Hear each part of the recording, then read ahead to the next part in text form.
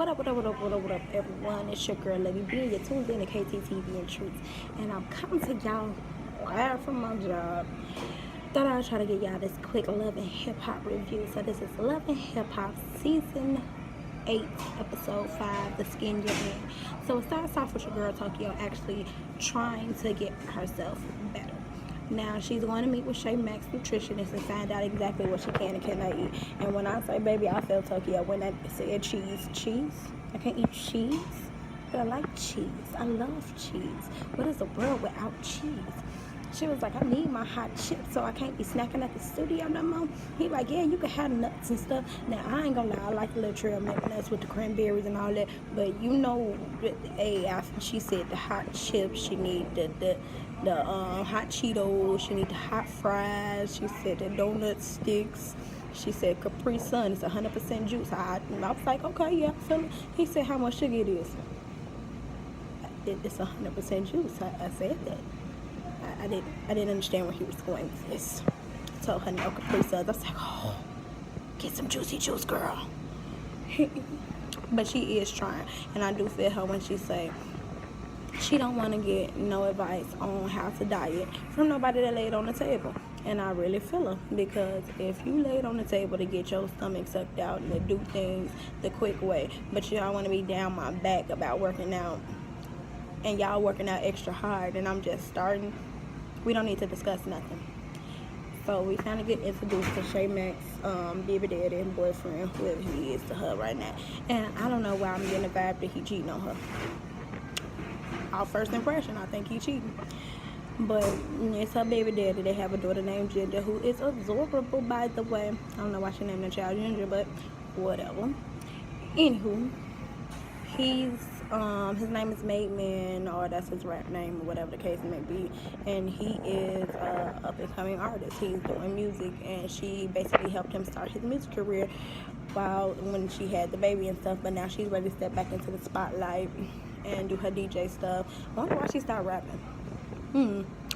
But she's ready to get back into her gigs and doing stuff. But she said she needs to talk things over with him. It's his birthday, and of course he's headed to the studio. He's trying to get his music out. So she's a little bummed that she can't spend his birthday with him, but she ain't tripping too much. Whatever. So she calls Chicana over to come kick it with her because he's gone. So she kind of comes over there and she like, you need to start getting back into your working thing. I mean, I understand you trying to be supportive of him, but it's, both of y'all need to be working. Kids ain't cheap. So she like, I understand she trying to do what she trying to do, but they need both. The baby need both parents. She was like, then you need to get you a nanny. And she was like, an old nanny. She was like, you don't want no young nanny. You don't need no young nanny around your man. I said, Lord, here we go. So she's thinking that over, because she does want to get back working. Then we get a scene with Spice. Spice goes to meet with Jock at the radio station or whatever, and she's sitting down telling Jock about this whole black hypocrisy song that she has and what she plans on doing, and that she's changing her skin color. She shows him the picture of how she would look and what she's planning on doing, and Jock gives her some sound advice. You don't want to be looking stupid. You don't want to be trying to make this big message and it don't go over well, and you basically look like a fool and did it. But she got to set in her head that she gonna do it now. My whole thing is, I hope she doesn't really have to set in her. It doesn't seem like that, but I got the message when she first came out and did all this, because we was all like, is she really doing it? But to hit home, the show say she actually wanted to do it in real life. It's a little bit different. So I don't know if she really was planning on doing it and decided not to, or what. But Jock did have some key advice. Don't do it correctly if you're gonna do it in the first place, because you don't want to look like a fool. You don't want to look like a clown trying to make this big statement. So Jock tells Spice to go for it, basically. And he tells her, if you think it's going to change some things that's going on, because she broke down the whole how Jamaica looks at bleaching as nothing out the ordinary, but America looks at it as a taboo thing. Jamaican people just bleach their skin with no problem, and it's praised. But here in America, we look at y'all with the side eye, like, the hell is going on here? So he tells her to do it. Go for it. Whatever you're going to do. So Jock, Scrappy, and Kurt go to this indoor race car track thing. It's not bumper cars, but you know what I mean, go-karts. So they out racing the go-karts and stuff. Scrappy, of course, ain't racing because his foot still messed up, and he ain't feeling doing all that right now. Bam is overdue, and she don't want nobody in the house, so Scrappy got to go out with the guys. So they sitting around and they catching up on everything. Jock tells everybody about his girlfriend. Scrappy didn't even know about his girlfriend. Basically, she attorney. They been together for a minute, but their relationship and his relationship were probably real overlapped, and that's the thing. He don't want her to find out that it was some overlappage between the two relationships. Kurt tells them how him and Rashida are doing with Cannon, and no, Jasmine and her are not speaking, not cool, not on good terms, nothing. But they're just not getting Cannon to come to the house. She's just not meeting Cannon and starting to interact with him more. And Jock then breaks down like, Spice finna bleach her skin white. She has this whole Black Hypocrisy song, and they talking about it. And this ignorant fool gonna ask them would they smash Spice. They're like, wait, what? He's like, I know y'all married, but would you hit? He's like, honestly, if I was still single, I would hit Spice light or dark. Like, for real. So, then we meet up with Tokyo, Sierra, Shekinah, and Shay Mac. They're at the juice bar. Now, Shay Mac, Shekinah, and Sierra have all made this little workout group. Tokyo ain't feeling it because they working out on a whole different level than she ready to work out on. So she meets them at the smoothie bar. And they all sitting around talking, and the whole situation with Sierra and Tokyo come up, and they going at it. I mean, she like, I never called Tokyo fat. I just said she needs to take her weight loss journey a little bit better. She was like, I ain't trying to hear nothing from nobody that laid on the table to get nothing done. And she kind of like, wait a minute, I laid on the table. She was like, that's fine. I ain't saying nothing about that, but I'm not taking no advice from nobody that laid on the table. She was like, go talk to your other friends, the ones that's pumping silicone in their body. That's killing people. She was like, you drink, that's killing people every day. She was like, don't come in here talking about my lifestyle. She was like, you know what, I ain't even got time for this, I'm ready to go. Now, Shay Mac had already asked her, could she do a song with her baby daddy, because she's trying to help his music career out. But she needs to help herself out too. I get supporting your man, but you need to do something for you, boo. Like, for real. So, Shay Mac takes some initiative and decides to take a residency job as a DJ at this club in Atlanta. I guess it's called 1145 or some stuff like that. And she basically lets her baby daddy know they need to get back on some type of schedule. She needs some more help from him, and she hopes he's on board because she needs to start making her own money. She can't just depend on him, and they can't just be relying on just his income. He agrees. They're all happy and lovely. Let's see if it really lasts. Let's see if he stays on board. So Kurt goes and meets with Jasmine's mom and grandma because it seems to be that Cannon is always with them and Jasmine is always out partying, or that's how he wants it to seem. Now, he uses his daughter Kelsey as the middleman to pick up Cannon and do different things with Cannon and stuff. She doesn't have a number on him. They don't talk directly, nothing. So Jasmine's basically feeling like Rashida's in his ear to do more things. Now, this whole thing about him being two and stealing pull-ups is kind of bothering me because I don't know how far along in his tools he is. But I'm like, I didn't think that was a big deal. He's potty training. What's the problem?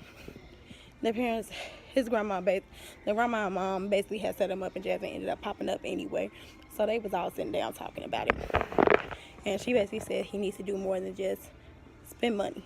Because she was like, I just want you to spend, the mom or the grandma was like, I just want you to be more in his life. He was like, I spent a lot of money on him. What the hell does money have to do with time, Kurt? I'm hoping that was editing, but just to say the least, or whatever. So Scrappy and Bambi's mom meet up, and they make a truce.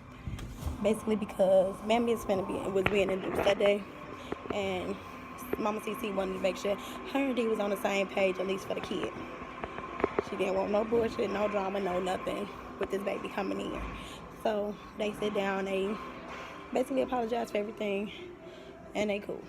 They make a truce over wings, He goes to the hospital. Bambi is induced. She's in labor for a while. She has a beautiful baby boy. Breland is in the world. It was such lovely. Of course, Love and Hip Hop cameras was there.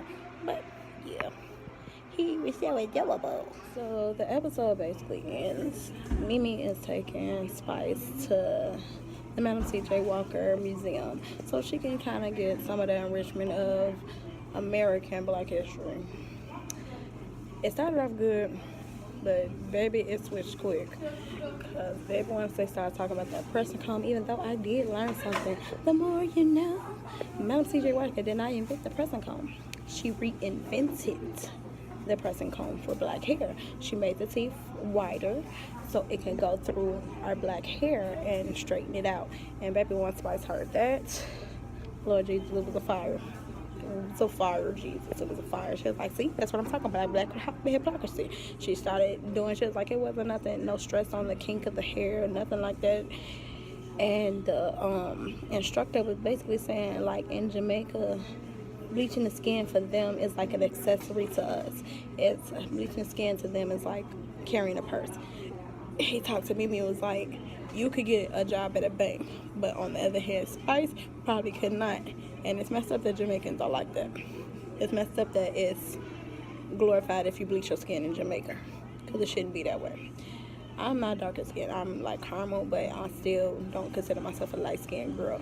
So it's messed up that I would be frowned upon in their country. That's like, it's a ridiculous thought to me altogether. And Spice, like, you wouldn't even understand where I'm coming from because you're not darker skinned, you're more privileged. And it's like, I never thought of myself as privileged, being like a lighter complexion, not a super dark skinned girl.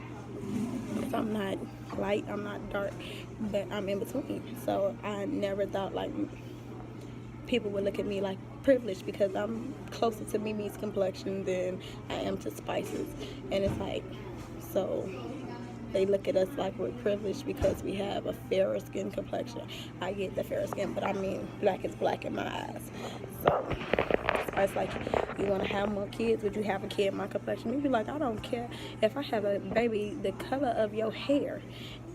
I would love my baby just the same. She was like, when she comes home and she tells you, Mommy, this is what happened to me, you'll understand then. So Mimi ends up going to meet up with Rashida at Prest. And then you see a scene with Tokyo at her house. You see a scene with Sierra and Chicana at Sierra's house. And everybody is basically on their phones. Spice is going live. And I remember this live. I really, really, really do. Spice went live and she broadcasted to the world White Spice. And Tokyo was like, what the hell? Just like, I know I've been beefing with Sierra, but last time I talked to Spice, she was black. Why is she white? She was like, we was fighting with Freddie Cougar about she didn't want to change nothing in her life. So what is going on? Mimi and Rashida both at the start like, oh my God, she is doing the most with this. She kind of like this. She say Spice official. She's like, Spice is white. She a white woman. Everybody is in shock. I ain't gonna lie. She shook the world when she did that change. But the message behind it, a lot of people didn't get at first. And I think a lot of people still don't get it. Like, it went over a lot of people's heads. But I understand where she's coming from. I just hope and pray that she is really not trying to do it in actual life. Because Spice, you are beautiful just the way you are. As a dark-skinned woman, a dark-skinned dancehall artist, we love you just the way you are. Do not bleach your skin. I don't believe she will because she loves her melanin. But just watching the show and seeing her perspective of it now and seeing that she was actually just talking about she was going to do it full-fledged makes me concerned. But because it's been so many months since that happened and I haven't seen anything like that, even though we don't know what people do behind closed doors, I just hope that she does not decide to do something like that because she is raising black children at home and I don't want her to do something like that and make her kids think like that's where they have to go to be something in life. But she promotes this loving the skin she is so much, I doubt it. I think she just wanted to make a message, shake up the world, and show them what they were doing wrong, and that they're pushing people to bleach their skin, because a lot of people are doing it. They don't want to admit it, but a lot of people are doing it, and it needs to stop. Bleaching is not safe. Bleaching is not good. Just love who you are. But y'all, that was Love and Hip Hop. Gave it to y'all. I'm still on track. We are on track this week, y'all. But yes, I will see you guys next week. Be out. Peace.